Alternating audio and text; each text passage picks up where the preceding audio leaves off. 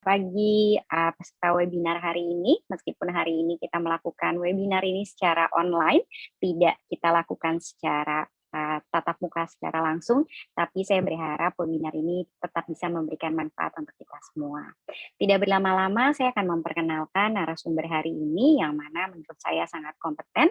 Beliau adalah Bapak Vincentius Michael, seorang CEO dari Petuju.id, Direktur dari proadcontra.id dan owner dari who.resto. Dari CV yang saya terima luar biasa sekali.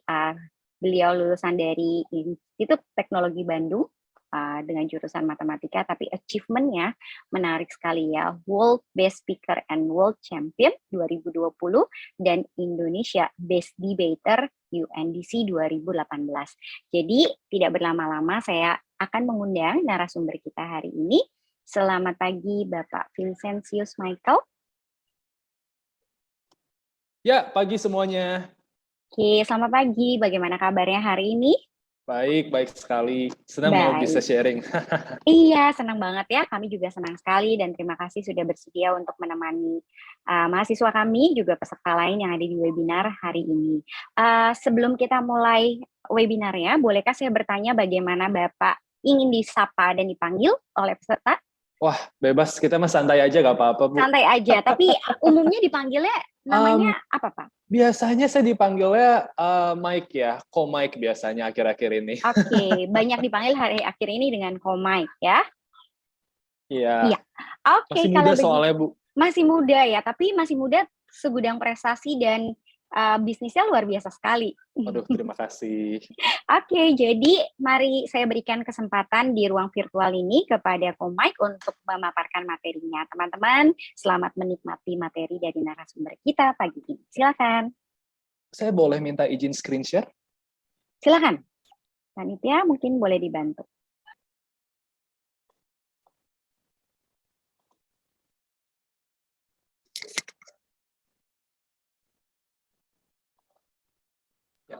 Kalau Apakah sudah bisa, kayaknya belum bisa belum screen share. Bisa. Oke. Kalau sudah bisa, tolong dikasih aba-aba ya.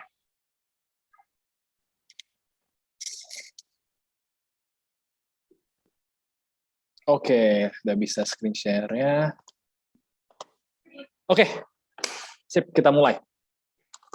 Oke, halo semuanya. Jadi hari ini saya mau memberikan webinar tentang creative industry dengan spesifik fokus ke copywriting. Kita santai aja di sini, gak usah tegang, gak usah apa, kita bawa santai aja. Karena end goal-nya adalah gue pengen pada akhir dari webinar ini, kalian semua udah mendapatkan knowledge baru tentang creative industry dan specifically tentang copywriting. Knowledge yang actionable, knowledge yang nanti setelah beres webinar ini kalian bisa langsung membuat perubahan dalam mungkin bisnis atau event atau mungkin ya professional growth kalian itu sendiri.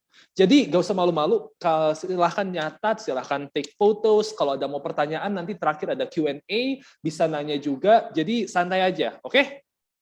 Sip. Kita mulai. Ini a little bit about me. Gue director dari Proyek Kontra dan CEO dari Petuju. Let's not talk about me, let's talk about creative industry. Ada 3 hal yang akan jadi fokus kita pagi ini. Pertama, the growth of creative industry. Di sini gue mau ngebahas sedikit nanti tentang sebenarnya creative industry itu seperti apa sih? Banyak banget hype tentang creative industry akhir-akhir ini. Apa itu creative industry? Dan kenapa penting sekali untuk kita mengerti tentang industri ini? Kedua, and this will be the big bulk of this webinar, ini akan jadi bagian besar dari webinar ini, gue ingin knowledge sharing tentang copywriting. Nanti gue jelasin copywriting itu apa, kenapa ini penting, kenapa bahkan hal sesimpel copywriting ini bisa sangat transformatif dalam hidup kalian dan dalam bisnis kalian. Terakhir ada Q&A, nanti kalau ada semua pertanyaan, apapun itu yang relating to the topic of creative industry atau copywriting, bisa langsung ditanya. Oke. Pertama, perkembangan dari creative industry. Jadi creative industry itu apa sih? Apa sih ini industri kreatif? Apa sih yang ngebuat dia beda dengan industri-industri lainnya? Pada dasarnya, creative industry itu punya 3 pilar. Pertama, kreativitas. Kedua, pengetahuan. Dan ketiga, skill. Bisa dilihat bahwa ketiga pilar ini sangat merupakan pilar yang berasal dari human competence sekali. Jadi ini sangat based dengan human ability. Dan ketiga pilar ini membuat yang namanya creative economy. Nah, kenapa ini penting sekali? Jadi, I'm sure kita semua udah sering mendengar namanya Industry 4.0. Hampir tiap webinar, wah ada pokoknya there is this Industry 4.0, ada machine, automation, AI, datang semua itu. Kenapa sih creative industry makin penting? One of the reason adalah karena it's one of the industry yang paling bisa survive di Industry 4.0. Kita ambil contoh ya, kalau kalian ada yang familiar sama AlphaGo, AlphaGo itu AI yang dibuat oleh tim dari Google, dan dia bisa menang ngelawan the world champion of Go. Go itu semacam permainan strategi. Sekarang komputer itu udah bisa menang lawan juara dunia chess. Dan ini gila sekali. Sampai sekarang ya, kalau di lomba-lomba catur, sekarang bahkan ada juri-juri yang menilai seberapa gila dan gak masuk akalnya strategi yang dipakai oleh kompetitor, karena kalau strategi terlalu tak masuk akal, itu dianggap datang dari komputer. Itu sejago itu komputer zaman sekarang. Tapi menariknya, dengan perkembangan artificial intelligence yang begitu luar biasa, ada beberapa hal di mana manusia masih menang. Contoh manusia masih menang, debate. IBM ngebuat project, namanya Project Debater, dan tujuannya adalah untuk debat antara mesin lawan manusia. Mana yang lebih bisa meyakinkan audiens, manusia yang menang. Contoh lain, bikin film. Bikin film, membuat skrip film, atau membuat cerita. Jadi pernah ada AI yang dibuat untuk membuat cerita Batman. Kacau ceritanya. Lucu tapi karena kacau. Saking kacau ceritanya, kita ketawa. Itu contoh hal-hal yang manusia masih menang. Kenapa manusia masih menang? Karena kreativitas. Karena our brain works in a very creative manner. Dan kita bukan cuma sesimpel problem solving ya. Karena problem solving itu sesuatu yang bisa di-automate. Problem solving itu sesuatu yang bisa dilakukan oleh program. Tapi otak manusia itu kreatif. Dan karena kreativitas yang kita miliki, kita bisa nge-outflummox yang namanya komputer. Dan ini kenapa creative industry itu sangat sustainable dan sangat durable. Di tahun 2017, di Indonesia saja, creative industry itu accounts of a total 990.4 triliun rupiah. Itu dalam satu tahun loh. Dalam satu tahun 990,4 triliun rupiah di Indonesia. Itu karena creative industry. Dan ini track record-nya akan terus grow tentu saja. Karena makin ke belakang, kita makin masuk ke industri yang sangat kreatif. Jadi kenapa creative industry? Pertama, karena spektrumnya luas. Arts, software, content, advertising. Ini spektrum yang sangat-sangat luas, dan ini semua bagian dari creative industry yang sangat durable, yang sangat sustainable, yang tidak vulnerable, dan tidak dengan mudah bisa diambil oleh yang namanya robot. Zaman sekarang, robot dan AI di mana-mana. Makin ke sini, banyak banget pekerjaan yang hilang digantikan oleh mesin. Creative industry adalah salah satu yang bisa survivable. Tapi yang kedua, kenapa creative industry ini sangat-sangat powerful? Adalah karena dia meng-accelerate other business function. Maksudnya meng-accelerate other business function apa? Kalau kita memiliki konten atau advertising yang bagus, implikasinya apa? Sales kita lebih bagus. Kalau sales kita lebih bagus, berarti mereka yang berada di divisi operation atau divisi R&D juga akan mendapatkan income lebih untuk mengembangkan divisi mereka. Implikasinya apa? Implikasinya adalah creative industry itu sangat high revenue producing. Jadi ini sedikit sharing. Pas pertama kali gue masuk ke dunia entrepreneurship, buat bisnis, ada quote yang gue powerful banget. Kenapa banyak orang yang memiliki skill luar biasa di satu bidang, pas mereka berusaha jadi bisnismen, mereka gagal? Karena mereka tidak berubah dari eksekutor menjadi entrepreneur. Ini contohnya ya, banyak orang jago masak. Banyak orang yang chef luar biasa. Tapi banyak chef yang luar biasa, pas mereka buka restoran sendiri, restorannya gagal. Kenapa? Karena mereka masih berpikir sebagai eksekutor. Mereka masih berpikir, oke, sebagai chef, gue pengen ngebuat makanan gini. Tapi mereka nggak mikir, gimana cara agar restorannya sukses. Di situ, kalau mau restoran sukses, kita harus apa? Oh, kita harus mikirin cost. Harganya seperti apa? Kita harus mikirin marketing. Namanya restoran zaman sekarang banyak, apalagi sekarang di era GoFood, GrabFood, banyak cloud kitchen yang cuma ada kitchennya, nggak pakai restoran, tapi mereka fokus ke online sales. Gimana cara gue menang marketingnya? Nah, di era seperti itu, kita harus bisa go further dari eksekutor menjadi entrepreneur. Gimana caranya? Salah satunya adalah creative industry. Skills yang gue dapatkan di creative industry adalah skills yang bisa mengubah kita dari cuma sekedar eksekutor, dari sekedar employee istilahnya, menjadi seorang entrepreneur, menjadi seorang startup founder, menjadi seorang corporate leader, dan lain-lain. Jadi, creative industry itu accelerate other business function. Dan itulah kenapa ini sangat-sangat penting. So, at this point, kita sudah merasakan ya, ini urgent. This is something very urgent. With that in mind, gue mau share sekarang tentang copywriting. Jadi pertama, copywriting itu apa sih? Banyak yang kemungkinan besar udah denger ya, copywriting makin kesini makin banyak kayak copywriting harus bagus ini, atau we're searching for a professional copywriter. Jadi copywriting itu apa sih sebenarnya? Copywriting itu adalah writing a text, menulis suatu teks dengan tujuan advertising atau other form of marketing. And produknya, the written text itu disebut copy. Nah, kenapa gue mau nge-share copywriting? Jadi ini sedikit background, di Petujuh, I handle two divisions. Pertama, social media strategy. Kedua, copywriting. Kenapa yang gue share copywriting? Karena dalam waktu sekitar 1 jam, copywriting in my opinion adalah salah satu yang paling bisa di-share dengan waktu cepat dan paling mudah diterapkan oleh kalian semua. Kenapa? Kan most of you guys here are students ya, mahasiswa. Dan gue merasa mahasiswa itu punya big dreams. Karena when I was still studying, I have big dreams myself. Kayak ada yang pengen, gue pengen suatu hari gue jadi businessman sukses. Gue pengen jadi startup founder. Gue inspired by Nadiem Makarim, gue juga pengen membuat the next Gojek. Atau ada yang pengen kayak, gue pengen involve nih di F&B. Gue pengen ngebuat the next Itlah atau the next Sekpo. Gue pengen ngebuat the next famous boba brand. Banyak sekali. Atau bahkan things as simple as organization. Ada event ini, I want to know how to promote this event. All those things, itu hampir semua salah satu key-nya adalah marketing. Produk bagus itu luar biasa, service bagus itu luar biasa. Tapi it is a sad world kalau kita punya produk yang bagus atau service yang bagus, tapi kita marketingnya gagal. Karena orang nggak akan pernah ngedapetin itu.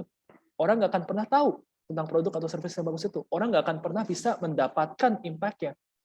One example ya, baru-baru ini Subway buka lagi di Indonesia. Booming banget, very very booming. I went to Subway, gila ngantri sejam itu masih belum dapat juga. Luar biasa ya. Fun fact, Subway pernah dulu buka di Indonesia, terus tutup. Kok bisa? What change? Marketingnya. The marketing change. Hype. They are able to drive a huge amount of hype. That's the thing. So, it's not enough buat kalian punya ide brilian. It's not enough buat kalian punya produk brilian atau service brilian. It's not enough buat kalian punya a brilliant team atau a brilliant concept. Kita harus bisa nge-market all those concept, all those products, all those service. Dan salah satu cara nge-marketnya adalah dengan copywriting, dengan tulisan. So that's what I want to share. Oke. Ada 3 hal yang mau gue share. Pertama, types of copy. Copy-copy itu tipenya seperti apa aja. Kedua, the copywriting checklist. Kalau kalian mau mulai menulis copy buat Instagram kalian, let's say kalian mau buka bisnis, atau kalian mau jadi influencer, atau kalian mau membuat suatu marketing, buat suatu event, buat organisasi kalian, checklist apa sih yang harus dilakukan step by step itu seperti apa sih? Yang terakhir, copywriting for Instagram caption. Yang terakhir ini, ya gue share karena zaman sekarang semua orang tuh pengen kerennya di social media ya, pengen followernya banyak, pengen, aduh gimana ya biar gue famous, rasanya kerennya itu jadi influencer, cuman nge-endorse dikit dapat 1 juta, oh gue juga pengen kayak gitu. Jadi nanti gue share, copywriting for Instagram caption itu seperti apa rahasianya. Nah, pertama, types of copy. Jadi banyak orang melihat copy itu dari mediumnya. Copy-nya itu mereka ngebagi ke copywriting for Facebook ads, copywriting for Google ads, dan semacamnya. I personally distinguish my copy based on the audience. Kenapa? Karena at its core, copy itu sebenarnya mirip between one medium to another. Bedanya paling ke cara menulisnya seperti apa, karena jumlah word count-nya seperti apa. Tapi kontennya itu sebenarnya mirip-mirip. Dan it's much better, in my opinion ya, untuk ngebedain based on audience. Kenapa? Karena ini akan fokus terakhirnya ke conversion-nya itu sendiri.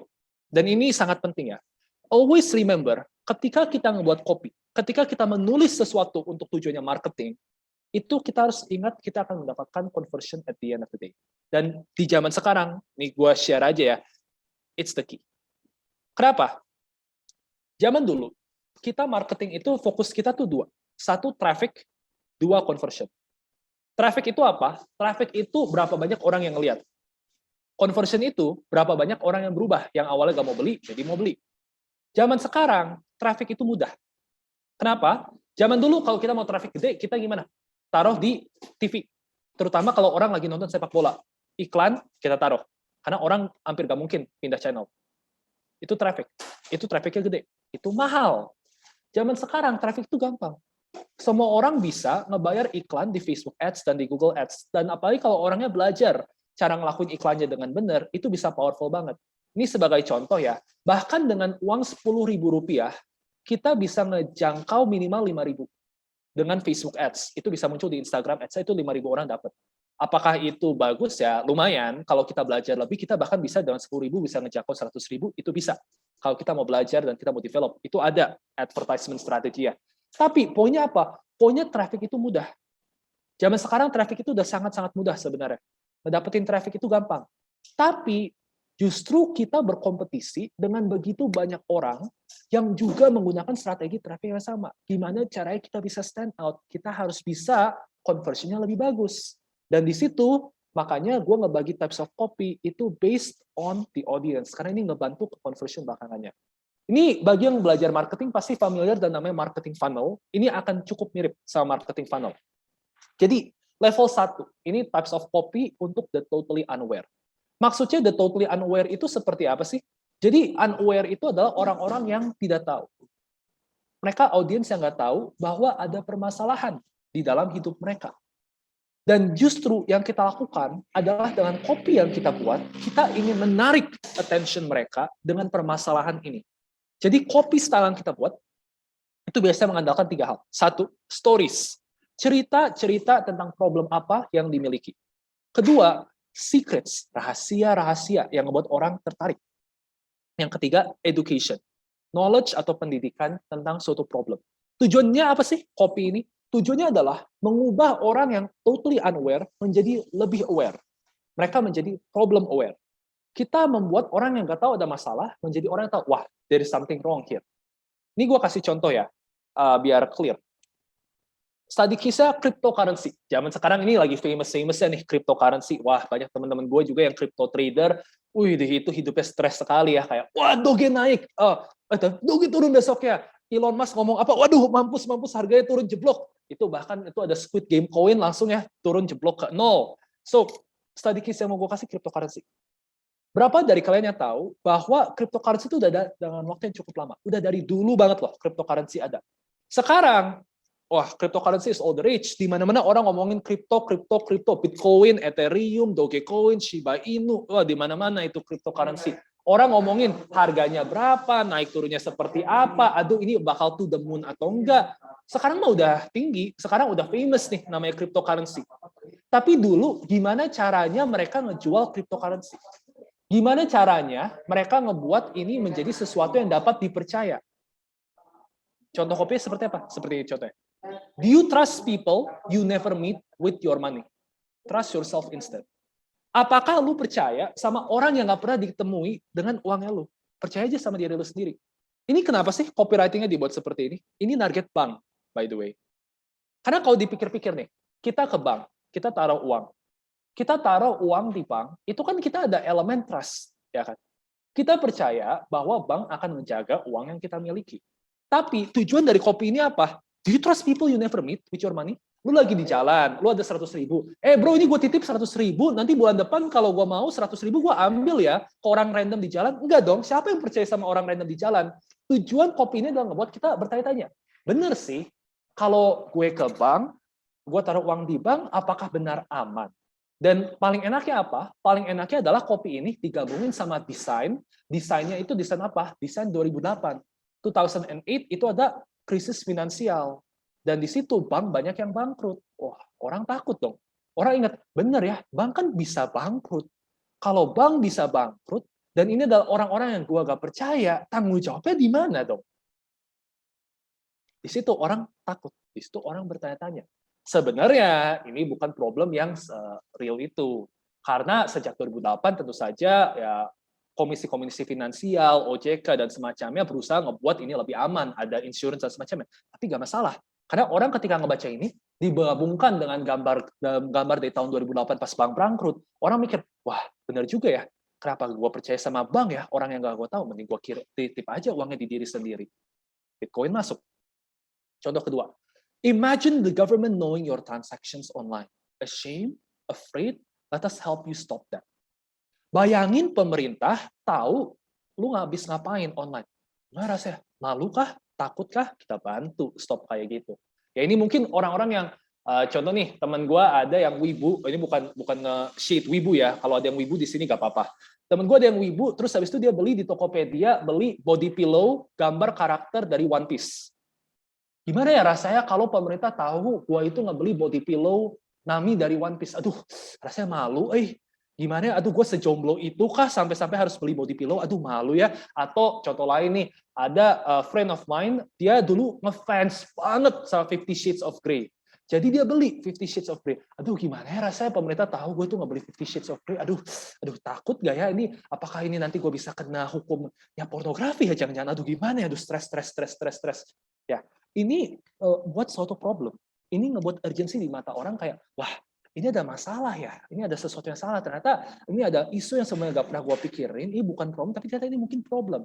Sebenarnya mungkin bagi banyak orang ini mungkin bukan isu. Ya, jujur, personally for me, I don't really care apakah ada masalah bahwa orang tahu gue beli apa. And for that matter, kayaknya government juga gak peduli sih. Tadi pagi gue GoFood-nya itu McDonald atau KFC. I don't think they care. But a strong copy akan ngebuat seakan-akan they care. And that's the thing. So that's the first type of copy. Copy yang pertama adalah copy yang berfokus untuk menunjukkan ada suatu problem. Tujuannya apa? Orang yang semuanya tidak tahu ada problem, menyadari bahwa, well, there is a problem. Dan nanti mereka jadi apa? Kita masuk ke tipe 2. They become problem aware. Ketika mereka jadi problem aware, ketika they know about the problem, ini waktunya kita menggunakan empathy. Kita berempati dan mereka, kita istilahnya speak personally to them, dan copy style kita berubah. Di level 2 ini copy style kita menjadi pain, solution, and benefits. Dari pain, solution, dan benefits ini kita menderive suatu copy. Apa pain-nya, apa rasa sakitnya, apa solusinya, kemudian apa benefits-nya. Ini, I'm gonna give you an example ya. Kebetulan ini baru muncul di advertisement di Instagram kemarin, namanya push up board. Bagi yang nggak tahu, push up board itu adalah semacam board, itu nanti dikasih semacam grip handle. Tujuannya apa? Nanti dengan grip handle itu nanti ada lokasi-lokasinya, kita nanti bisa push up, tahu lokasinya di mana. Kalau kita mau target chest, kita taruh di sini. Kalau kita mau target tricep di sini. Kalau kita mau target bicep di sini. Yang nge-gym biasanya dapat iklan ini juga. Itu sebenarnya copy ya, itu menggunakan prinsip ini. Pain-nya apa? Pain-nya adalah, aduh, gue orang yang mau badannya bagus, tapi I'm unable to have a good push-up form. Push-up form gue ternyata salah, dan akibatnya gue injured. Terus kalau gue ke gym, aduh gym tuh mahal. Gold gym sekarang, kalau gue mau 6 bulan 7 juta, aduh mahasiswa, ini kan mahal ya, gimana ya, kurang makan, itu pain.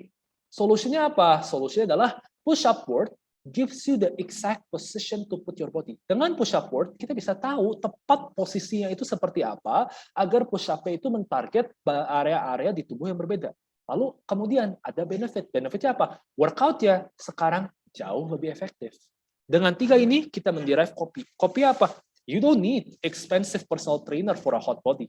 Try this push-up board instead. Di situ orang langsung nyadar, ada pain. Pain-nya adalah, gue susah buat dapat body yang hot, dan mahal lagi gym itu. Kita dapat solution. Dengan push-up board, kita bisa mendapatkan body goals kita. Itu study case ya. Untuk tipe copy yang kedua. Yang ketiga, solution aware. Ketika orang sudah tahu problem, dan orang sudah ditarget dengan copy yang kita miliki untuk solution, mereka menjadi solution aware. At this point, mereka tahu problemnya, mereka tahu solutionnya. Jadi, mereka saat di tahap apa? Mereka di tahap membandingkan solution. Karena pada saat ini mereka udah tahu problem, mereka udah tahu solution. Mereka ngapain? Mereka nge-Google sekarang. Mereka nge-Google, mereka cari tahu lebih lanjut. Ini bagus atau enggak sih? Mereka cari tahu, ini ada yang harganya lebih murah atau enggak? Nah, makanya untuk orang-orang yang solution aware ini, copy style kita jadi ya berubah ke 2 hal. Pertama, testimonials. Orang nggak percaya sama kita saat ini. Kita kasih testimoni dari orang-orang untuk menunjukin bahwa kita tuh legit. Kita ini bukan BS. Kita ini nggak ngaco. Produk kita ini beneran. Kedua, kita kasih USP, Unique Selling Proposition.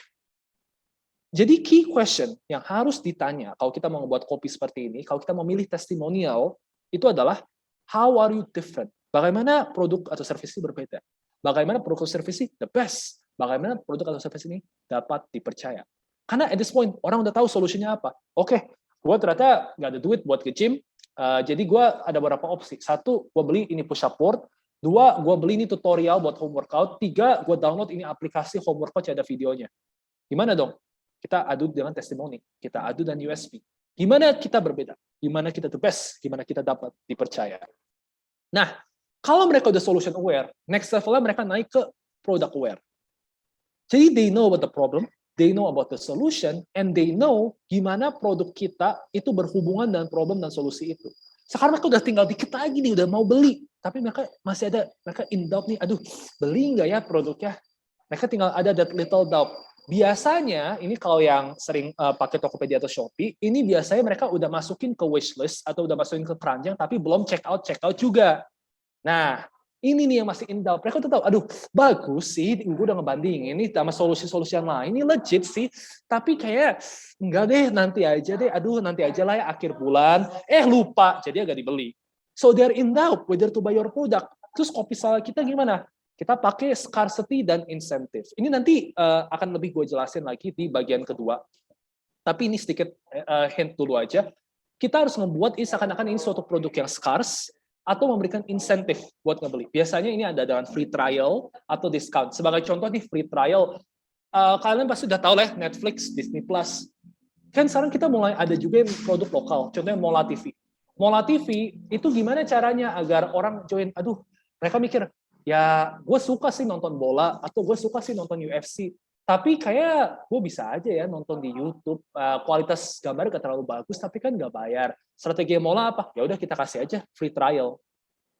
Kita kasih dulu mereka gratis. Tujuannya apa? Oh gratis, gak ada ruginya ya. Gue masuk, and then setelah kita nonton beberapa hari, beberapa bulan, tiba-tiba kan akan berubah ke subscription. Orang nyadar, aduh ternyata nonton di YouTube dengan kualitas kamera yang grainy gak terlalu enak ya.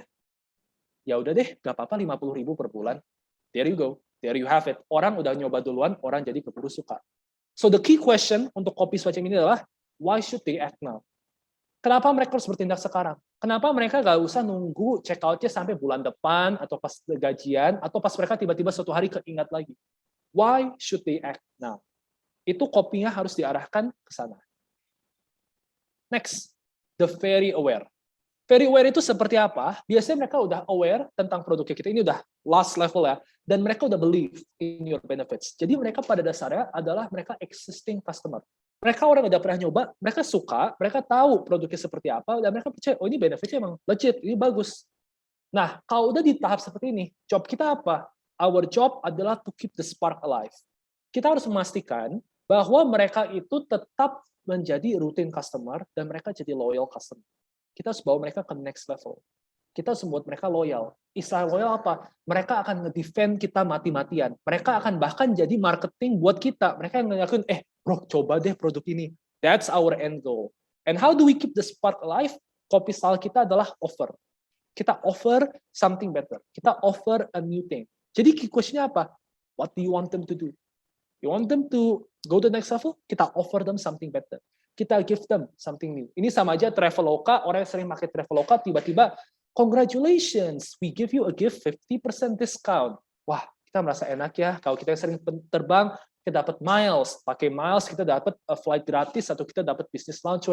Wih, kita merasa dihargai, kita merasa kayak, the business cares about us. Well, depends ya, emang ada bisnis yang peduli, ada bisnis yang mau profit margin. But, nonetheless, dengan semua itu, kita merasa kita dihargai dan kita makin menjadi loyal customer. That's how kita menarget yang very aware.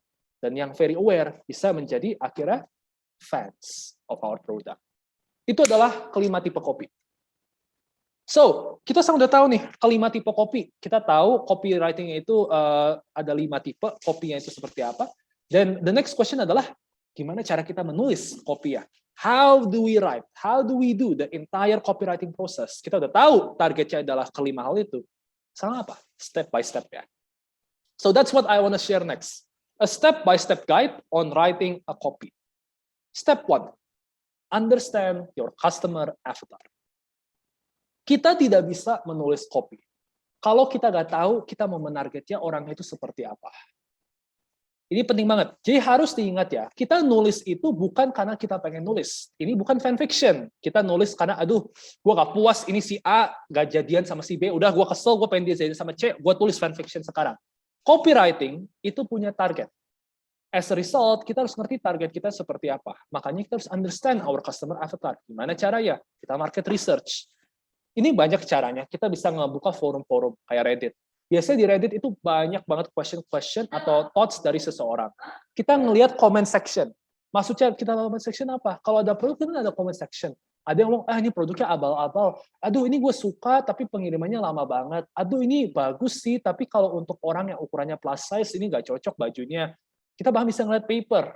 Dan semua hal ini, kalau bisa bahkan diperkuat dengan yang seperti survei. Kalau punya waktu atau punya resource. Tujuannya apa? Tujuannya adalah nanti kita tahu avatar yang kita target itu seperti apa. Kita tahu likes and dislike. Kita tahu fears and desire. Kita tahu exactly mereka ini capabilities membayarnya seperti apa. Kita tahu mereka itu yang di dalam pikiran mereka itu saingan-saingannya itu seperti apa. Kalau kita sudah tahu customer avatar ya, kita lanjut ke next step-nya. Kita find out di produk atau service yang kita menulis copywriting-nya, itu USP-nya apa? Apa sih unique selling proposition kita? Kenapa avatar kita, kenapa consumer kita itu harus pilih kita? Apakah kita lebih cepat? Apakah kita better? Apakah kita more sustainable? Ini di sini biasanya ada roadblock. Biasanya ya di sini ketika kita masuk level ini, kadangkala copywriter, apalagi yang in-house atau apalagi kalau yang tim marketing itu dilakukan sama owner sendiri, biasanya kayak mereka tiba-tiba, gue ternyata gak punya USP. Itu kadang terjadi. Jangan-jangan kita tidak punya USP. Jangan-jangan kita gak ada unique selling proposition.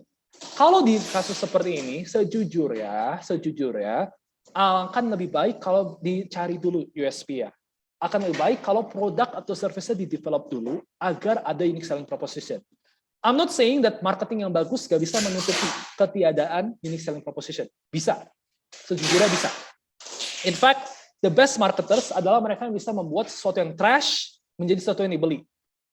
Dan ini banyak contohnya. Kalau kalian tahu Gwyneth Paltrow adalah aktris yang main di Avengers. Dia jadi Pepper Potts, istri Tony Stark. Itu dia punya bisnis yang ngejual produk abal-abal. Produknya itu pokoknya ada batu-batu aura yang kalau dimasukin kita jadi sehat, gak beringkol segala macam. Ya elah, itu dia botox, man, bukan karena batu itu. Tapi nonetheless, itu produknya abal-abal, gak ada USP-nya, tapi tetap bisa dijual karena marketingnya bagus. Jadi sebenarnya a good marketing bisa sidestep ketiadaan unique selling proposition. Tapi ini sangat double-edged sword, ini sangat berbahaya. Jadi di step ini, kalau seandainya tidak ada USP, alangkah lebih baiknya dicari dulu USP apa, baru kita pindah ke next step-nya, yaitu kita masuk ke empathize with the audience pain. Kita empathize dengan audience pain. Nah, jadi maksudnya seperti apa? Jadi ini, ketika kita mencari USP, formula itu seperti ini. I help audience with a certain problem to achieve benefit through unique solution. Ini nanti akan relevan banget ke empatinya ya. Tapi kita mikirnya kayak gini. USP kita itu apa? I help audiensnya siapa? Dengan problem apa? Mendapatkan benefit apa? Melalui solusi apa? Tadi case ya, Sarah. I help fashion conscious customer dengan limited clothing budget achieve hip trendy looks through affordable quality product. Jadi formulanya. Kita punya USP ketika kita bisa menjawab audience apa yang kita bantu, dan audience ini punya problem apa, dan kita dan membantu itu mendapatkan benefit apa mereka melalui solution apa. Kalau kita berhasil menjawab formula ini, akan mudah tuh kita menjadi empathize dengan audience pain. Kita pengen audience itu bisa merasa didengar. Kita ingin mereka bisa dilihat dan dimengerti. Makanya kita butuh relatable problem. Makanya USP itu sangat-sangat penting. Tadi case-nya apa? Ini dulu gue pernah ngadain diminta sama teman ngebuat copywriting buat event networking. Nah, I make this copywriting. You want to get an internship to acquire experience, you land an internship by having experience. Itu headline-nya. Dan in my opinion ya, I don't know about you, tapi back in my days, ini speak banget ke zaman-zaman itu kayak rasanya gimana sih? Kita mencari magang, kita cari internship, karena kita pengen ngedapetin pengalaman. Pengalaman itu penting buat suatu waktu nanti pas kita beres sekolah, kita bekerjaan. Tapi kalau kita mau ngedapetin magang, kita butuh pengalaman. Loh, bingung dong. Ya kan? Kita pengen internship, kita pengen magang supaya dapat pengalaman, tapi kalau kita mau magang di Gojek, kita mau magang di BCG, kita mau magang di Traveloka, mereka ngeprioritasin orang yang udah ada pengalaman. Hah? Terus gimana dong? And that's where the networking event comes in. Seperti itu. You want people to be seen. Kita pengen ketika orang ngebaca copy, orang tuh rasa, oh yeah, That is so me. Ini gue banget sih. Ini wah, gue merasa terrepresentasikan sekali dari kopi ini. And that's what we want to achieve. We need to be able, therefore, to empathize with the audience pain. Lalu next step-nya kita offer a solution. Dan di sini kita harus hati-hati sekali ya. Jadi ketika kita nawarin solution, kita harus hati-hati dengan tragedy of the commons, that is clickbait. Ini kalau yang ada dari jurusan ekonomi itu pasti pernah dengar tragedy of the commons. Tragedy of the commons ini konsepnya sangat familiar di ekonomi. Ini terjadi juga di social media dan di marketing. Pada dasarnya gini, ketika dulu internet itu masih baru dan social media itu baru dimulai, banyak banget orang yang ngebuat produk-produk yang klaimnya itu luar biasa solusinya, dan ya, sebenarnya solusinya bullshit, solusinya bohong. Minum pil diet ini dan Anda akan turun 20 kg dalam 1 minggu. Gunakan kacamata ini dan minus Anda akan turun dan Anda tidak akan lagi minus. Banyak banget produk seperti itu, produk-produk yang sangat bull, yang ternyata pyramid scheme, ada orang yang mau kabur duit, tapi ya pada zaman itu, karena internet masih baru, sosial media masih baru, orang banyak yang percaya, orang banyak yang beli. Akibatnya apa? Orang kapok. Karena orang kapok, sekarang mereka takut ke solution-solution yang istilahnya, aduh, ini solution benar nggak ya? Apakah ini solution palsu atau enggak ya? Makanya sangat hati-hati dengan clickbait. Jadi ketika kita ngebuat kopi dan kita berusaha memasukin suatu solusi, hati-hati kalau kita memasukkan yang namanya clickbait. Clickbait, ya orang mungkin percaya, tapi the lens of belief ya orang akan turun. Orang mungkin baca, tapi orang akan jauh lebih cautious ketika mereka ngebaca. Jadi, you need to be able to back things up. Kita harus terus bisa nge-back up apapun yang kita bilang, dan even better, kalau kita bisa nge-challenge solution-solution palsu yang ada di market. That's a much better strategy. Contohnya, study case, ini kita kasih study case diet. Diet catering versus diet pills. Jadi, gue baru sekitar setahun terakhir ini, karena pandemi, I actively work out. Gue jadi sering workout, sering berolahraga biar sehat, dan pengen badannya bagus juga biar kalau di pantai bisa nunjukin six pack. Maaf. Tapi di situ gue belajar. Ternyata untuk mendapatkan six pack itu gak cukup buat olahraga doang, kita harus bisa juga menjaga yang kita makan. Di situ gue tahu, oh ternyata banyak banget catering diet kayak Yellowfit, contohnya Yellowfit Kitchen. Nah, diet catering itu makin banyak. Tapi ada juga, tetap aja ada orang yang ngejual diet pill yang kalau kita makan, oh bilangnya sih 20 kilo turun, ternyata masuk rumah sakit. Itu yang terjadi. Jadi gimana cara kita, kalau suatu hari kita punya brand diet catering, gimana cara kita ngelawan yang diet pill ini? Ada 3 cara ya. Pertama, story copy. Kita pakai cerita, kita buat cerita relatable, dan cerita serve as a warning. Diet pills bring me to the hospital. Take your body to your own hands. Dengan diet pill, gue masuk ke rumah sakit. Take your body to your own hands. Itu story. Story akan membuat orang tertarik. Orang akan ngebaca. Realism. Rather than putting questionable chemicals in, understand biology instead. Daripada masukin chemicals, bahan zat kimia yang abal-abal, lebih baik kita mengerti biologi. Conversation. Kita jujur aja. We know our way is hard. Jalan kita emang sulit, tapi sustainable. You don't want to be a drug addict to you. Lu gak mau kan jadi pecandu. Jadi, kesemuanya apa? Kita bisa ngebuat kopi yang menarik tanpa harus clickbait. For that matter, kalau kita bekerja di dalam industri-industri di mana banyak yang pakai clickbait dengan produk-produk yang palsu, solusinya simple. Kita challenge that. Karena namanya kebenaran, the truth is always gonna be set free. Makanya kalau kita ngelawan produk yang clickbait, produk yang bullshit, kita hajar aja head on. Next. Identity benefits and not features. Nah, ini yang jualan online harus sangat hati-hati. Ketika kita menulis copy, ketika kita ngebuat suatu marketing, sangatlah hati-hati, jangan nge-identify features. Jadi, banyak orang yang menganggap features itu benefits. Bukan. Features bukan benefit. Features itu logic. Benefits itu harus bisa menangkap emotion. Karena kalau kita cuma ngelis suatu features, orang akan membandingkan berdasarkan features. Jadi, orang akan menggunakan logika. Kalau kita menjual sesuatu, jangan cuma mengandalkan logika, andalkan emosi. Kenapa? Karena orang-orang yang logis, semakin logis seseorang, maka semakin mungkin produk kita bisa jadi gak dibeli. Kenapa? Karena produk kita akan diadu secara logis dengan produk lain. Kalau produk kita nomor 1 di market, oke kita tenang ya. Kalau produk kita tadi yang paling murah tapi paling bagus, premium quality segala macam, kita tenang, kita aman. Tapi for the most part, hampir pasti namanya produk atau service itu ada trade off. Maksud trade off di sini apa? Oke, mungkin produknya kualitasnya paling bagus, tapi harganya mahal.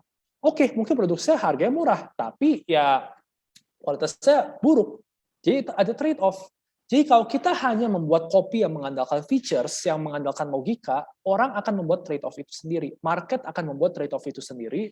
Dan makanya ada audience yang mungkin bisa kita target, tapi jadinya tidak tertarget. Makanya yang harus kita identify, itu bukan features, tapi benefits. Benefits itu seperti apa? Benefits itu menggunakan emotion. Ini gue kasih study case. Baru-baru ini Uniqlo nge-launch collaboration antara mereka dan Jujutsu Kaisen. Jujutsu Kaisen itu animenya bagus, worth a watch. Dan features itu seperti apa? Features itu adalah UT anime Jujutsu Kaisen. Shorthand, dia kaosnya itu lengan pendek, harga 199.000. Dengan ini, orang yang lihat akan tahu, oh, Uniqlo ngebuat kaos anime Jujutsu Kaisen, tangannya tangan pendek, harga 199.000. Oke, well, beli nggak ya? Gue suka sih Jujutsu Kaisen, tapi ada juga yang ngejual. Ini Azura juga ngejual sih, harganya cuma 75.000 aja. Mungkin yang Uniqlo lebih nyaman, tapi kan kayak kaos ini kayaknya gak gue pakai terus-terusan sih ya. Kalau gue pakai ke kelas, nanti gue disebut wibu lagi. Aduh, wibu bau bawang. Aduh ya, paling gue pakai cuma sekali-kali ke anime convention aja kali ya. Atau kalau teman-teman gue nonton anime bareng, ya udah deh kayak gue beli aja deh yang Azura yang lebih murah tuh gue pakai sekali-kali aja gitu. That's the problem with features. Orang logikal, orang rasional. Dan karena orang rasional, bisa aja produk lebih bagus bakal kebeli. Benefits, itu mainnya beda. Kita mainnya emotion. Contohnya apa? Show your loyalty to the creator with his original design. Beli produk Uniqlo, ini bukan cuma sekedar beli baju. Salah bro. Ini kita ngebantu mangakanya. Kita ngebantu si penggambar manga. Karena desainnya itu dibuat langsung oleh si mangaka. Di sini, kita mainnya main emosi. Karena orang mikir, iya ya, itu mangaka tuh kerjanya keras banget loh. Tiap minggu mereka harus nge-release chapter. Banyak yang di-oppress banget ya sama studio animenya. Banyak yang tangannya kena carpal tunnel syndrome. Kalau gue nggak beli baju ini bukan cuma sekedar nunjukin gue suka Jujutsu Kaisen, atau ini baju ini keren. Enggak. Ini gue ngenolong creator. Creator asli ini gue tolong dan gue ngebeli ini. Di situ kita mainnya udah main emosi. Kita mainnya benefits. Jadi, itu beda features sama benefits. Features itu mungkin menarik. Ada features yang inherently menarik. Tapi at the end of the day, kalau kita cuma bermain sama level features, orang akan tetap logikal. Kalau kita ingin orang menjadi irasional dan membeli produk kita secara emosional, dan makanya loyalty bisa lebih tinggi, kita harus bermain di level benefits. Makanya yang kita identify jangan features, tapi yang kita identify harus benefits. Next, craft a killer hook. You need to have a strong opening. Opening kita ini penting banget, you literally only have a few seconds. Maksudnya apa? Kalau kita men-advertise sesuatu di Instagram, ya muncul Instagram ads di story atau di feed, atau muncul di story di feed-nya seseorang. Zaman sekarang di Instagram, orang itu scroll ke bawah, tap. Mereka terus nge-tap berikutnya. Implikasinya apa? Kalau ini udah dilakukan riset, kemungkinan besar seseorang itu punya 2-3 detik untuk menentukan apakah mereka mau ngebaca dan melihat sesuatu. Di sini kita mainnya apa? Kalau yang di dunia desain, ini mainnya mereka membuat desain yang catchy. Ini banyak desain yang catchy itu ya. Mereka bermain dengan color contrast, atau kalau yang agak ekstrim, ya ini contohnya aja, ini gampangnya ya. Kenapa sih kalau kita sabun, kalau kita iklan sabun atau samplos, kenapa sih selalu cewek yang pakainya sangat minim, terus cewek cantik banget? Ya sebenarnya itu tidak ada hubungannya ya. Menggunakan sabun ini tidak akan membuat Anda menjadi supermodel. Tapi, kenapa ini dipakai? Ya karena orang ngelihat. Jadi kalau yang bermainnya di desain dan video, mereka akan fokusnya ke yang seperti itu. Kalau yang bermainnya di tulisan, kita bermainnya dengan hook. Jadi kita openingnya harus sekuat itu. Headline-nya harus semantap itu. Kita bring them in first, supaya mereka ngebaca sisanya. Gimana caranya? Ini butuh latihan. Tapi ini sedikit tips buat kalian yang mau menulis sesuatu, kalau mau kalian suatu hari mau nge-market suatu event, kalian mau nge-market suatu produk atau service, cari inspirasi sebanyak mungkin. Ada beberapa newspaper atau media yang kualitasnya jujur gak top, tapi dibaca. Contohnya apa? BuzzFeed. jujur ini kualitasnya tidak top ya. I'm not gonna call it trash karena beberapa artikelnya bagus sebenarnya. Tapi for the most part gak bagus sebenarnya artikelnya. Maksudnya BuzzFeed itu bukan New York Times ya, bukan New York Times, bukan The Guardian, bukan BBC contohnya yang bisa memenangkan the Pulitzer Prize. BuzzFeed gak pernah menang Pulitzer Prize as far as I know ya. New York Times sering. Tapi BuzzFeed dibaca. Kok bisa? Karena openingnya strong. And I'm gonna give you an example here. Ini comparison on the topic of stripper. Kenapa stripper? Ini kan udah tengah waktu ya, jadi mungkin udah ada yang bosan. Jadi kita topiknya stripper. New York Times ngebuat artikel tentang stripper. Judulnya apa? Strippers are doing it for themselves. Penari eksotis itu melakukannya untuk diri mereka sendiri. Kalau gue ngeliat itu di HP, gue kan kayak, oh, oke, good for them, I guess. Ya, bagus untuk mereka, siap, whatever. Lanjut, next page. Next story. BuzzFeed nulisnya beda. BuzzFeed tulisnya, strippers and sex workers are sharing stories about what men really do at their bachelor parties, and it's surprising a lot of women. Penari eksotis membagikan kisah-kisah tentang apa yang pria lakukan di pesta bujangan mereka, dan ini bikin shock banyak wanita. Buset, apa itu yang mereka lakukan di pesta bujangan mereka? Gue nggak tahu, tapi gue pengen tahu. Apa ya? Wah, apakah sesuatu yang binal, yang nakal? Harus tahu, harus kita baca. Makanya implikasi apa? Artikelnya BuzzFeed dibaca, artikel New York Times tidak dibaca. And that's what I mean with the killer hook. Implikasi apa? Hook itu bisa panjang, sebenarnya nggak apa-apa. Asal dia killer. Jadi it's not the length, it's how you word it, and it's about how you shape the content. Oke? Next. And ini convenient sekali. Ini possible karena kita di era social media. Use user-generated content. Ini fun. Your customer can actually make your content for you. Jadi kalau suatu waktu kalian bingung tentang copywriting, andalkan customer kalian. Karena customer kalian itu bisa loh bikin konten. 88% dari customer itu menganggap review highly influential for their decision. Dan take a look, users using your product. Ingat, people banyak yang nggak trust brand. Orang tuh banyak yang nggak percaya sama iklan. Contoh paling gampang nih, gue kemarin ke PVJ, ke Paris Van Java, datang ke Samsung Store. Terus habis itu kan Samsung ada yang baru, gue tanya, I ask them, kayak bedanya apa sama Apple? Yang lebih bagus sama mana? Oh, bagusan Samsung, Pak. Kalau Samsung ini lebih bagus, soalnya kalau buat, apalagi yang mobile kan Bapak entrepreneur ya, itu kalau mau mengerjakan itu bagus Samsung aja. Terus kayak, ya, but you work in Samsung, dude. Jelas lo ngomong kayak gitu, masa kalau orang kerja di Samsung bilang, Apple lebih bagus, Pak. Sejujurnya Samsung itu produk inferior dibandingkan Apple. Bapak beli Apple, saya, Pak, kayak gitu, dipecat mereka yang ada. So, orang tuh gak percaya sama brand sebenarnya. Orang seringkali gak percaya sama tulisan dibuat marketing. Salah satu alasan kita belajar copywriting adalah agar orang lebih percaya sama kita. But, yang orang percaya adalah other people. Ketika kita mau nyoba restoran baru, kita biasanya ngapain? Kita ngelihat, oh, review seperti apa sih? Kita cek dong di Google Review, kita cek, oh ini GoFood-nya ternyata 4,8 bintangnya, oh ternyata di Pergi Kuliner mereka ini kayak gini. Kenapa? Karena ya namanya restoran, pasti ngasih foto makanan yang paling cakep dong. Kalau foto makanannya aja buruk, ya itu kacau restorannya. Tapi yang kita percaya adalah other people. Makanya user-generated content ini sangat-sangat powerful. So we can utilize our customer to make our content for us. Next, yang ke-8. Give them a reason to act now. Namanya manusia itu deadliner, kita itu procrastinate, kita itu nunda-nunda terus. Makanya yang kuliah itu pasti familiar sama SKS, sistem kebut semalam. Ujian besok, nggak pernah belajar, oke, hari ini nonstop kita nggak tidur, kita belajar terus sistem kebut semalam. Namanya juga manusia, itu bukan mahasiswa, namanya juga manusia, sampai dewasa pun kita kayak gitu. Nah, makanya kita sebagai copywriter, kita harus bisa give a benefit sekarang. Give them a benefit now, make sure it's only offered now, supaya kalau mereka enter later, mereka nggak bisa ngakses benefit itu. Kenapa tujuannya? Tujuannya supaya mereka check out. Supaya mereka nggak cuma lihat, terus save, terus sesuatu nggak pernah dibuka lagi. Tujuannya adalah supaya mereka beli. Supaya mereka beli produknya atau beli servisnya. Caranya gimana? Ada beberapa. Pertama, price scarcity. Price scarcity itu apa? Limited time discount. Kita kasih diskon, tapi diskonnya limited time. Tujuannya apa? Orang harus beli sekarang. Quantity scarcity, kita buat produk, tapi produknya kita buat cuman sejumlah X available. Contoh, hanya 100 piece available. Orang mikir, buset 100 piece available, kalau gue nggak beli sekarang, bye-bye. Oke, kita beli. Premium scarcity, exclusive gift and bonus added for a limited time. Kalau beli jam tangan ini, nanti kita kasih extra strap atau watch strap tambahan yang eksklusif. Itu premium scarcity. Terakhir, over scarcity. Cart is closing, kita mau tutup secepatnya, beli sekarang atau nggak pernah dapat selamanya. Remember, kalau kita pakai scarcity, never be misleading. Jangan nge-mislead customer kita. Karena mereka bakal beli, tapi mereka tidak akan pernah beli lagi. Jadi never mislead our customer. You don't want them to be a one-time buyer, kita pengen mereka untuk beli lagi dan beli lagi. Terakhir, have a clear CTA. CTA itu apa? CTA itu call to action.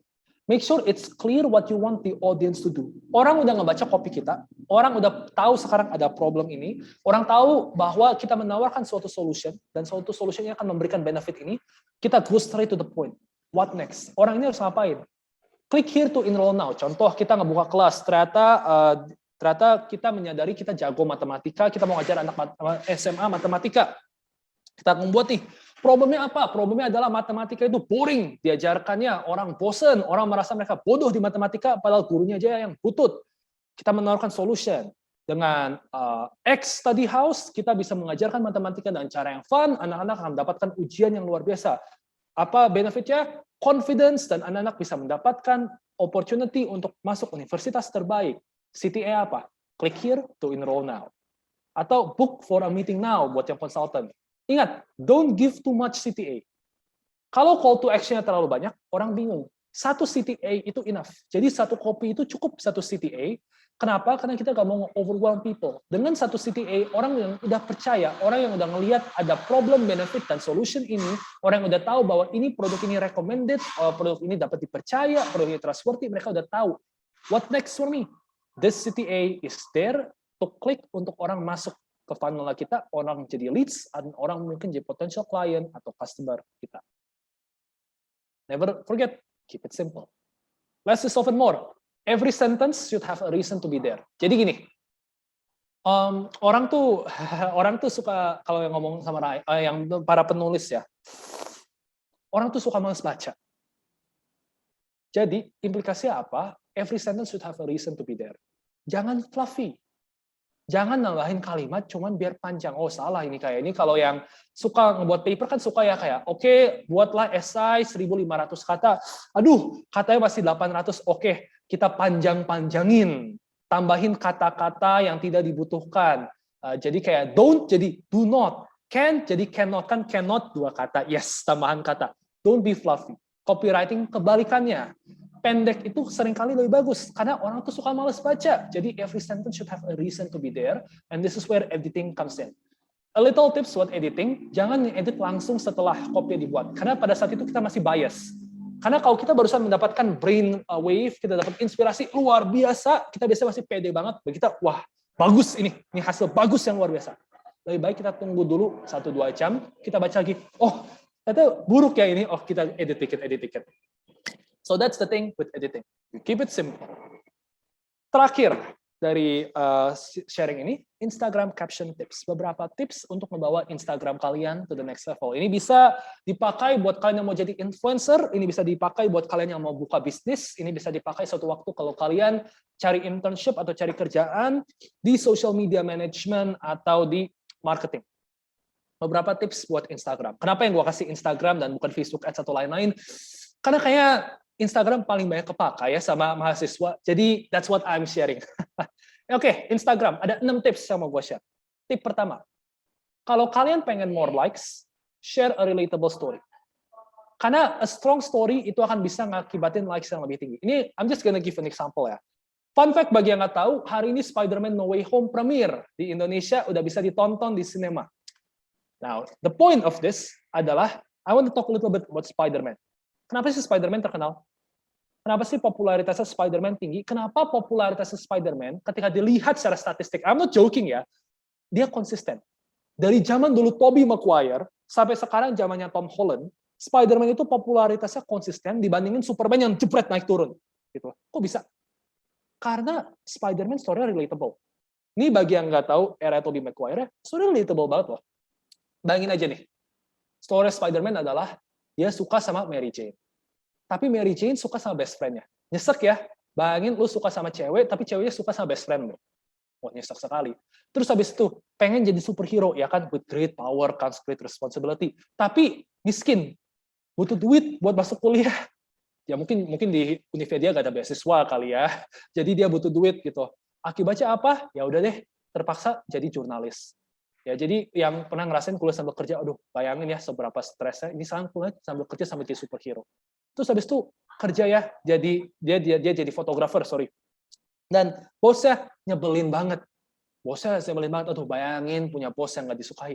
Nih, ceritanya itu relatable. Oke, dia superhero, tapi ini relatable loh. Permasalahan cinta, permasalahan punya bos nyebelin, permasalahan harus ngejaga kuliah sambil kerja. Sambil itu, waduh, itu relatable sekali. Makanya dia konsisten.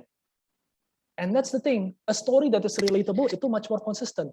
Most people nggak bisa nge-relate sama Superman, karena Superman tidak manusiawi, in the sense that dia terlalu kuat, right?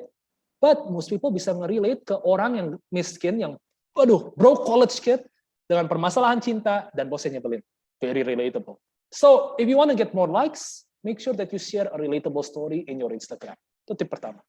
Tip kedua, kalau kalian ngejar save and share a list of tools or insights, basically shortcuts. Jadi logiknya seperti ini. Save and share itu fokusnya itu ke utility. Kenapa orang mau nge-save sesuatu? Biasanya karena ada guna dari post tersebut. Contoh nih, bagi yang di F&B mungkin familiar sama Gastronomo. Dia suka nge-share tips-tips membuka bisnis F&B. Dan dengan tips-tips seperti itu banyak tips yang lebih baik dibaca berkali-kali. Implikasinya apa? Kalau kita ngeliat itu Instagram, biasanya Instagram waktu kita dikit, makanya kita nge-save. Supaya nanti later on bisa kita baca lagi.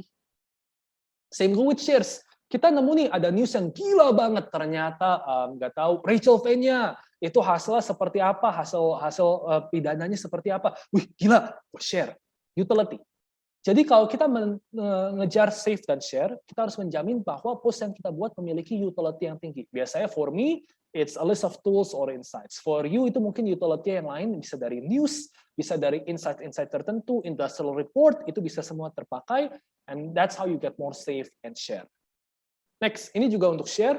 Kalau kalian mau ngedapetin share, bisa juga kita post thought-provoking quote atau idea or something funny like memes. Zaman sekarang mulai banyak ya, bahkan Louis Vuitton aja di Instagramnya itu nge-post memes. Kenapa? Karena meme itu shareable. Sejujurnya meme itu sangat shareable. Orang ketawa, orang pengen orang lain ikut ketawa, orang nge-share. Thought-provoking quote juga. Contoh thought-provoking quote kayak apa ya? Don't worry, be happy. Ya, I'm not sure whether that's thought-provoking or not, but if it is, mungkin orang ada yang nge-share gitu. Kayak orang nanti nge-share sambil pakai hashtag feeling blessed atau semacamnya. So if you want to get more shares, something thought-provoking atau something funny can really help. Next, tip keempat. If you want more comments, ask a simple question. Ini apalagi yang follower-nya udah cukup ya.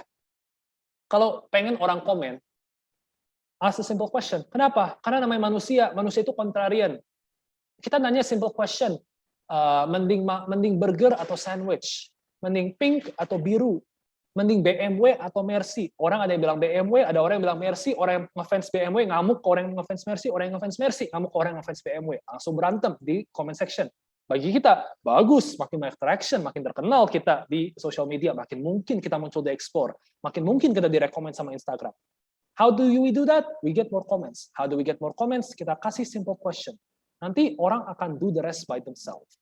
Karena orang akan berantem di social media, karena orang itu kontrarian. Next, tip 5. Kalau kita bisnis, kita ingin more leads, provide valuable resource. Banyak banget bisnis-bisnis yang ngasih e-book gratis. Banyak banget bisnis yang ngasih knowledge gratis. Orang kadang mikir, ngapain ya dikasih? Apakah ini derma gitu, berbaik hati, mereka berharap kebaikan mereka akan dibalas di akhirat gitu ya? Atau apakah mungkin ini semacam strategi gitu ya, mungkin ini dulu ibu saya pernah bilang bahwa kalau kita mengajar itu kita semakin pintar. Apakah semacam itu? Apakah itu alasan mereka membagi ini? Enggak bro, itu sebenarnya marketing. Kalau kita ngasih valuable resource, orang akan langsung tertarik.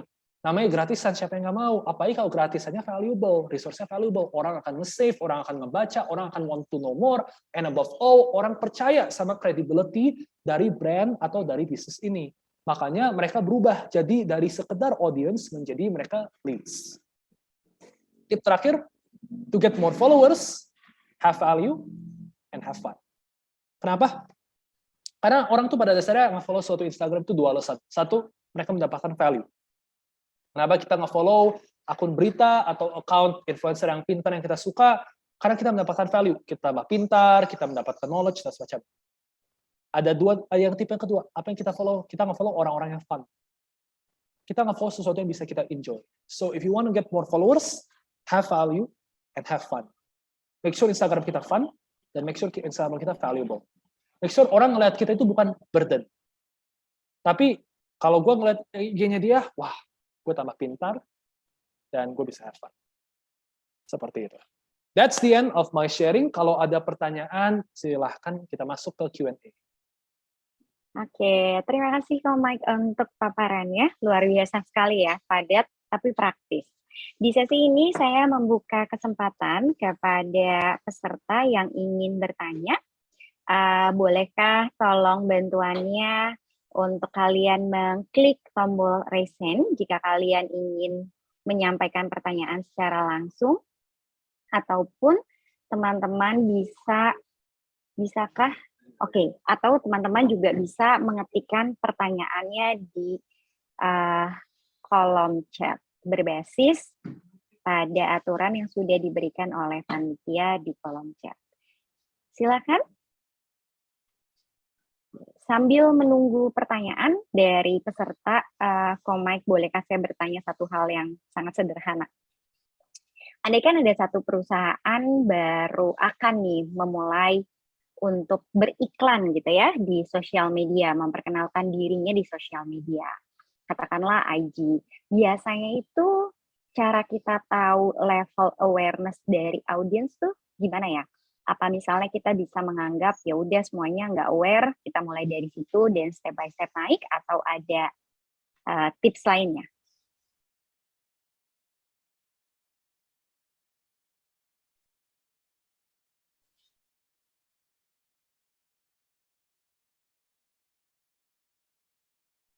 Ya, oke. Maaf tadi nggak bisa unmute. Oke, Ya. jadi untuk mencari tahu level awareness itu ada beberapa cara. Tapi kalau di sosial media, ini yang sangat menguntungkannya. Jadi kalau kita men-set Instagram kita atau sosial media kita menjadi Instagram bisnis, itu kita sebenarnya bisa melihat audiens kita itu dari mana saja, dan kita bahkan bisa melihat behavior dari audiens kita itu seperti apa, mulai dari likes-nya, komennya, atau bahkan shared interest dari mereka. Implikasinya apa? Ini yang saya lakukan di Petuju ya. Ketika kita punya klien baru, klien itu masih baru dan semacamnya, yang kita lakukan adalah dari follower mereka dan dari brand-brand lain yang juga bekerja di industri yang sama, kita akan mengcompartmentalize audience. Jadi biasanya hampir semua brand itu udah ada audience yang udah existing, ada audience yang harus di-build from the ground up. Biasanya kalau yang audiensnya di-build from the ground up, itu mereka dari level 1. Mereka bahkan tidak aware, mereka totally unaware, mereka nggak tahu problemnya apa.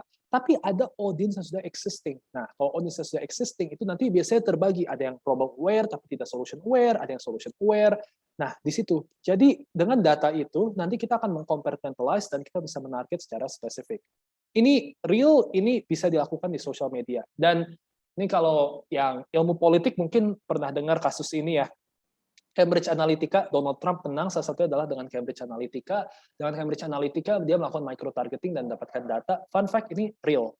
Kita juga bisa melakukan hal yang sama. Bukan buat politik ya, ini jangan sampai ada di antara kalian yang nanti ngehancurin election ya. No, ini buat bisnis. Jadi, kita bisa menggunakan data yang ada di internet, data yang dari social media, untuk mengcompartmentalize audience yang kita miliki. Implikasinya adalah kita langsung tahu berapa persen dari audience yang bisa kita sasar, ini problem aware, berapa persen yang solution aware, berapa yang totally unaware. Nanti jadinya apa? Jadi kita bisa membuat copy yang sangat spesifik ke masing-masing. Dan nanti ini di-launch bisa bersamaan. Kurang lebih seperti itu, Bu. Oke, terima kasih. Jadi kita bisa gunakan data yang tersedia. Yes, betul. Begitu ya. Oke, terima kasih. Teman-teman peserta webinar hari ini, apakah ada pertanyaan? Silakan. Oh, dari MC-nya raise hand nih. Silakan Haifa. Oke, selamat pagi Kak Vincent. Terima kasih atas pemaparan materinya tadi. Sangat bermanfaat sekali. Saya izin bertanya Kak. Tadi kan ada materi yang tentang give them a reason to act now ya Kak. Ya. Terus ada beberapa cara kan. Tadi ada price scarcity, quantity, premium, sama over scarcity. Nah, menurut Kakak sendiri yang paling efektif tuh kira-kira yang mana ya Kak? Jujur ini tergantung banget sama brandnya ya. tergantung banget sama brandnya, and tergantung banget sama audiensnya sejujurnya. Contoh nih paling gampang. Kalau kita ngejual jam tangan Daniel Wellington sama jam tangan Rolex, itu beda banget cara ngejualnya. Karena satu ditarget for a very premium market, satu ditarget untuk affordable. Bagi yang menjual jam tangan Daniel Wellington, mungkin price scarcity akan lebih meaningful. Ya dong, karena kan audiensnya fokusnya affordability. Bagi yang ngejual Rolex, contoh nih paling gampang nih, kalau ada jam tangan Daniel Wellington harganya 2 juta, terus habis itu kita diskon dengan price scarcity, bagi pembeli dalam 20 hari pertama akan mendapatkan diskon sebesar, let's say 50%, diskon sejuta. Wih, meaningful sekali. Wah, cengli dong. Oke lah ya, cuan, kita ambil. But kalau Rolex, bayangin Rolex yang harganya, if I'm not mistaken, Submariner sekarang mulainya dari sekitar 120-130 juta. Bayangin kita bilang, pembeli 20 hari pertama akan mendapatkan diskon 1 juta. Ya kayak nggak efek sih sejujurnya. Soalnya gini, ya sama-sama diskon 1 juta, tapi kayak, if I can afford jam tangan seharga 130 juta dengan santai, kayak diskon 1 juta tuh nggak se-meaningful itu bagi diri gue. For me, mungkin akan lebih meaningful kalau kita menggunakan scarcity yang lain, yang lebih premium. Contohnya, let's say pembeli 20 hari pertama akan mendapatkan opportunity untuk special color. Ada color khusus yang hanya exist untuk 20 hari pertama. Let's say sekarang submariner yang green, kita akan buat a new submariner, yaitu submariner purple. Hanya untuk 20 hari pertama. Now, that's more meaningful bagi mereka. Karena ini scarcity yang berbeda, ini scarcity yang lebih meaningful. Jadi, at the end of the day, ini tergantung brandnya dan tergantung audiensnya. Gitu. Terus Kak, aku ada mau nanya lagi, satu lagi boleh nggak? Boleh. Jadi kan terus tadi kata Kak Vincent ada yang never be misleading. Jadi biar balik lagi kan. Nah itu menurut Kakak gimana ya caranya? Biar gak kita mislead audience kita. Ya. Okay. Jadi sejujurnya gini. Pertama kita harus mindful dulu produk yang kita jual itu apa dan service yang kita jual itu apa. That's obviously very key ya. Tapi jujur ya, at the end of the day ini ada masalah etika juga sebenarnya. Di sini ethics harus diakui bermain ya. Soalnya gini, I'm gonna be very honest, banyak banget zaman sekarang multi-level marketing dan pyramid scheme yang work. In the sense that marketingnya oke loh, oke banget marketingnya. Bahkan in all honesty ya, pyramid scheme dan MLM salah satu tandanya adalah orang yang di bawahnya itu, orang yang joinnya itu dilatih marketing. Ada eventnya, dilatih bukan dilatih tentang science. Oh no. Science sih urusan belakangan. Marketingnya dulu harus jempolan. Dilatih marketing mereka itu. Nah, it works. Teman gue aja banyak yang kemakan. I mean, one of my friend itu di story sering banget ngejual robot trading forex. Hari ini cuma 1,5 juta. Ngepet doang dapat dari robot trading forex. Wah, kelihatannya keren deh. Kira orang pengen join. Padahal itu bull. Nah, that's the thing. Sebenarnya mudah. Marketing itu kalau kita mau belajar, mau berlatih itu mudah sebenarnya. Ya, bukan mudah sih, tapi bisa gitu loh. Jadi kita mau misleading itu pun bisa. Kita misleading terus, kita bawa kabur duitnya, bye-bye. Kalau kita laki, kita selamat. Contoh nih, yang dari bisnis mungkin tahu WeWork. WeWork itu pada dasarnya adalah suatu perusahaan, dia perusahaan yang pada dasarnya ngejual office space.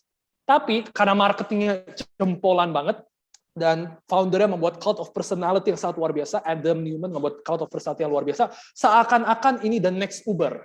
Padahal bukan, dia cuma jualan office space, bro. Tapi ya kayak gitu. Ya dia laki, dia berhasil kabur bawa duit istilahnya. Yang nggak laki kayak Theranos by Elizabeth Holmes, itu dia bilang dia ngebuat teknologi yang kalau dari satu injeksi darah kita langsung tahu semua penyakit yang ada dalam tubuh kita. Wih, keren banget. Ternyata teknologinya nggak ada. Dalam kasus dia masuk penjara. Tapi itu kan etika sebenarnya kan. Karena if you're good enough, sejujurnya you can mislead people for quite a long time, in all honesty. Tapi at the end of the day, it's about the ethics that you have sebenarnya. Apakah you want to peddle something very, very bad? Gitu. So, at the end of the day, sejujurnya, marketers are very powerful. Karena kita bermain dengan audience, kita bermain dengan orang. Jadi, ini tinggal pertanyaan adalah, ada line to be drawn. And where is your line? Garis yang apa yang nggak mau kita lewatin. Gitu. Makasih, Kak. Sama-sama. Ini ada pertanyaan di comment section. Sebelum dari Magdalena, ada yang masuk ke direct message saya dari Celine Hosea, University of Melbourne. Pertanyaannya adalah ketika kita sudah mencoba untuk mengelompokkan audiens kita, bagaimana kita bisa menargetkan atau membuat spesifik copies yang sesuai dengan target audiens kita. Karena pada dasarnya ketika kita post itu kan akan masuk ke feeds-nya semua orang gitu ya. Yes. Nggak berdasarkan di Ya. kompartemen atau pengelompokan audiens. Pertanyaannya, silakan. Ini pertanyaan yang bagus banget. Ini sedikit industry secret ya, ini saya share aja nggak apa-apa. Jadi, it's one of the things that I do in Petuju juga. Zaman sekarang, advertisement itu udah dewa sekali. Ini alasannya tadi kenapa in the beginning I said traffic itu never a problem again for us at the very least this day ya. Karena micro targeting yang bisa nge-break election itu adalah teknologi yang available buat kita juga. So, this is what I do in Petuju. Ketika kita udah ngebuat copy buat klien, kita udah ngepecah audiensnya masing-masing, yang next step yang kita lakukan adalah setelah copy udah kuat dan desainnya udah kuat, tim desain kita ngerjain sesuatu, kita akan ngebuat ads. Ads ya, itu akan kita buat namanya targeted ads. Jadi, maksudnya targeted ads itu seperti apa? What targeted ads is adalah it's an ads yang designed for a very specific audience. Maksudnya apa? Ads ini nggak akan keluar untuk audience yang nggak kita pengen. Ini mungkin bagi kalian belum mind blowing ya. Let me give you what I mean here. Gini, conventional advertisement itu seperti ini. Let's say gue mau advertise ya. Kita mau advertise apa ya? Sampo, contoh. Kita mau advertise sampo. Terus habis itu sampo clear. And then kita mau advertise di TV. Kita mikir, aduh di mana ya kita advertise sampo? Ya udahlah, antar iklan MasterChef. Kan orang yang nonton MasterChef banyak ya, mau nonton Chef Juna, Chef Arnold, dan Chef Renata yang cantik gitu loh, kayak mereka ngebahas sesuatu, wah keren, kita taruh iklan antar iklan MasterChef. How do we know orang yang nonton itu akan peduli? Kebayang nggak? Kita mau nge-advertise Clearman, what if yang nonton MasterChef kebanyakan ibu-ibu? Atau what if yang cowoknya malah pada ganti channel? Itu kan gamble. Jadi, from an audience, from a percentage of an audience, mungkin hanya 20%, atau mungkin kurang yang relevan ke advertisement yang kita punya. Bahkan mungkin mereka nggak lihat. Itu permasalahan dari conventional advertising. Conventional advertising itu ada elemen gamble ya. Banyak banget gamble-nya di sini. Banyak banget gamble-nya yang mungkin kayak, aduh ini kena, aduh ini nggak kena, ups, ya udahlah kita tebak-tebakan. Oh ini kepake, ya udah kita lakukan lagi. Jadi kita melakukan sesuatu itu berdasarkan tebakan sebenarnya. Modern advertising dengan social media itu next level. Targeted ads itu adalah kita cuma nge-ads ke audience yang spesifik. Dan itu ads akan muncul ke mereka doang. Ini one of the clients yang Petuju punya, itu Spectra Baby Indonesia. Spectra adalah brand baby product nomor 1 dunia. Kita yang nge-handle marketing mereka di Indonesia. Nah, ini logikanya seperti ini. Waktu pertama saya pitching ke bos ya. Itu yang saya bilang adalah, marketing konvensional, permasalahannya gini, Spectra ngejual produk bayi. Buat apa Spectra menunjukkan produknya tersebut ke orang yang nggak punya bayi? Gak masuk akal dong. Masa Spectra nunjukin produk ke saya? Lah, saya masih single, gini caranya, belum ada niat nikah dalam waktu dekat, punya anak juga kayak masih lama banget. Udah apa nunjukin produk ke saya? Spectra harus menunjukkan ke produk ke ibu-ibu yang sedang hamil, mau melahirkan, atau ke ibu-ibu yang sedang punya anak bayi saat ini. Yang kita lakukan dengan targeted advertisement adalah kita ngebuat audience khusus ke dua audience itu. Ibu-ibu yang sedang hamil dan ibu-ibu yang punya anak. Implikasinya apa? Tidak ada satupun iklan Spectra yang tidak muncul ke audiens tersebut, dan tidak ada satupun iklan Spectra yang muncul ke audiens yang bukan audiens tersebut. Iklannya hanya muncul ke ibu-ibu yang hamil atau ibu-ibu yang punya anak. That is the power of modern advertising. It's called targeted advertising, and it's, in my opinion, it's the new wave of marketing. Karena apa? Marketingnya jadi efisien. So to answer your question, if you have multiple audiences, and audience ini udah tahu the classification and the compartmentalization, after you compartmentalize, you make sure that the targeted ads target exactly that compartment. Create that actual compartment online, so you can actually code it, and you can make compartment 1, compartment 2, compartment 3, and then kita launch ads-nya ke compartment tersebut. Seperti itu. Oke, terima kasih. Pertanyaan selanjutnya dari Magdalena. Kalau Mike akan membaca sendiri atau mau saya bacakan? Gak apa-apa, saya baca aja. Hai, tadi sesi menyenangkan sekali. I'm so tired of boring webinars. Waduh, terima kasih. Kakak to the point, seru banget. How did you get the courage to start a business? Especially there are other things that you can do like student council. Thank you. Oke.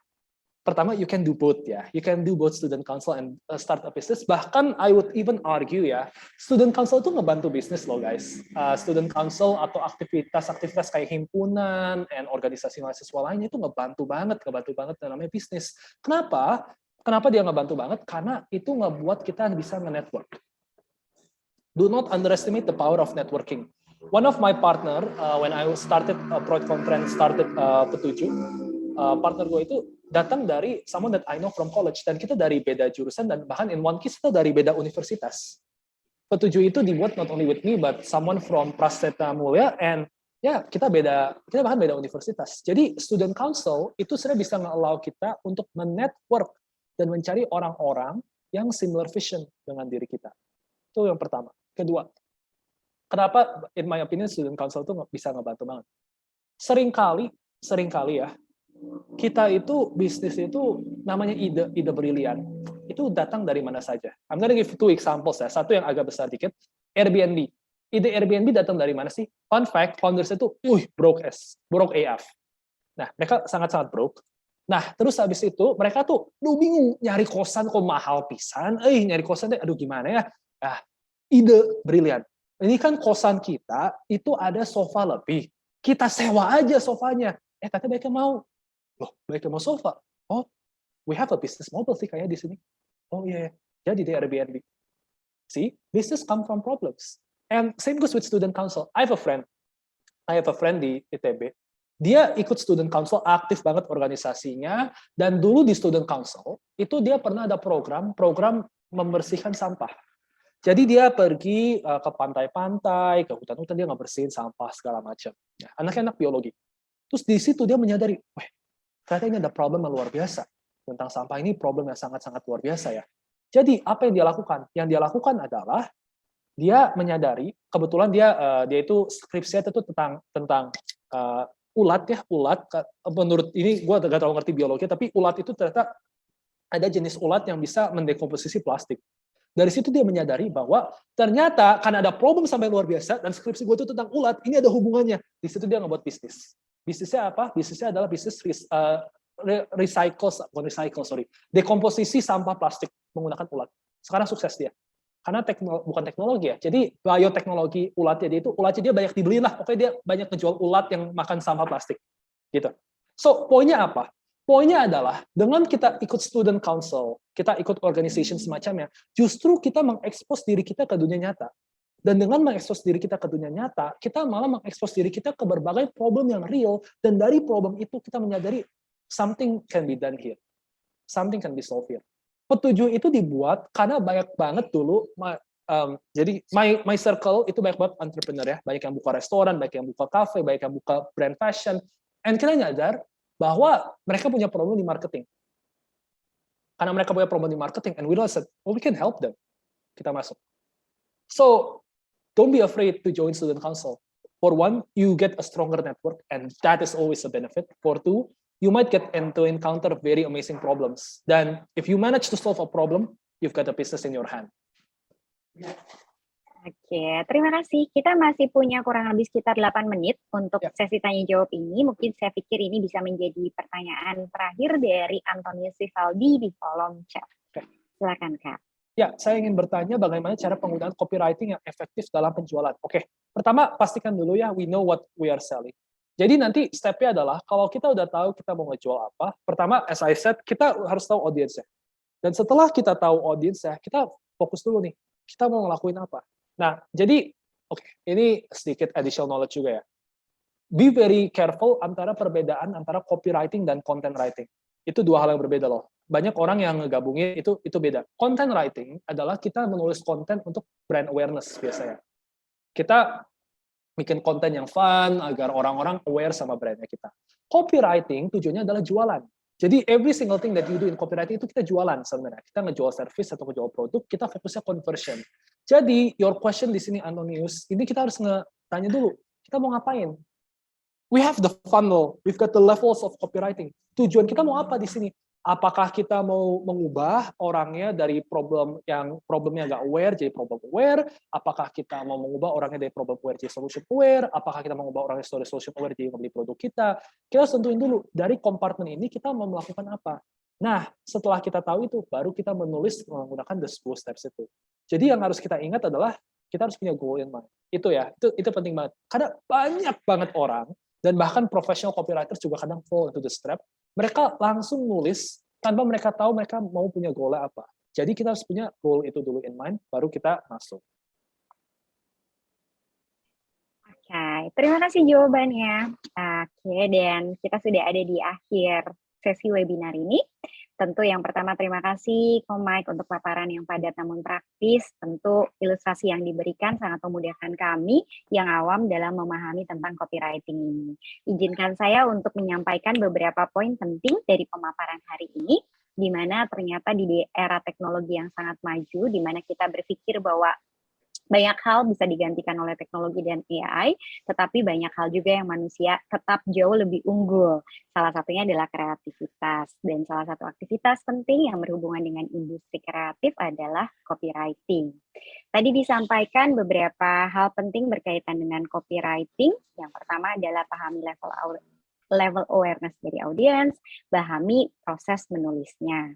Dan di dalam proses menulis itu ada beberapa tips yang sudah disampaikan. Kita harus tahu customer avatar kita, pastikan kita punya USP, berempati dengan audience pain, tawarkan solusi, kemudian identifikasi benefits, bukan fitur saja, buat killer hook, kemudian kita juga bisa memberikan mereka a reason to act now, pastikan ada call to action, dan keep it simple. Sekian kesimpulan dari webinar hari ini, dan tentu saja pengetahuan yang kita dapatkan hari ini, kita harus langsung coba ya, karena materinya tadi aplikatif banget. Akhir kata, sekali lagi terima kasih Ko Mike sudah bersedia untuk mendukung acara mahasiswa kami. Saya mewakili Prodi Manajemen Universitas Katolik Parahyangan mengapresiasi luar biasa kesediaan Anda, dan terima kasih untuk peserta webinar hari ini. Semoga rangkaian acara manifesto dapat bermanfaat untuk kita semua. Dan akhir kata, ruang virtual saya kembalikan kepada MC kita. Sekian dan terima kasih. Baik. Terima kasih Bu Angela yang sudah memimpin jalannya webinar tadi dan juga memimpin sesi pertanyaan. Kepada Kak Vincentis juga, terima kasih banyak Kak untuk jawaban-jawabannya. Gimana nih Pak? Tadi Haifa udah nanya nih sampai 2 pertanyaan. Bagi-bagi dikit lah. Ya, jadi ya oke lah. I really enjoy giving the seminar. Oh, kalau mungkin barangkali ada yang mau nanya tapi masih malu atau apa, kalau masih ada yang mau nanya, ya bisa langsung ke DM Instagram saya aja. Just DM in my Instagram vincentius.vm kalau masih ada yang mau nanya-nanya tentang copywriting. Because in my opinion, it's useful dan kayak banyak orang yang bisa pakai. Jadi kayak kalau ada yang mau tanya langsung aja ke vincentius.vm. It's my Instagram and DM me there. So I hope kepake sih. I hope kalian semua enjoy seminarnya. I hope it's useful and I hope bisa kepakai buat kalian semua, be it in organizational events atau mungkin buat kalian yang mau bikin bisnis atau kalian mau marketing. Terima kasih banyak Kak. Tuh semua teman-teman, kalau misalnya masih ada yang mau nanya ke Kak Vincentius Michael-nya, boleh langsung aja tadi kan ke Instagram-nya. Makasih banyak ya Kak, sekali lagi. Sama-sama. Oke.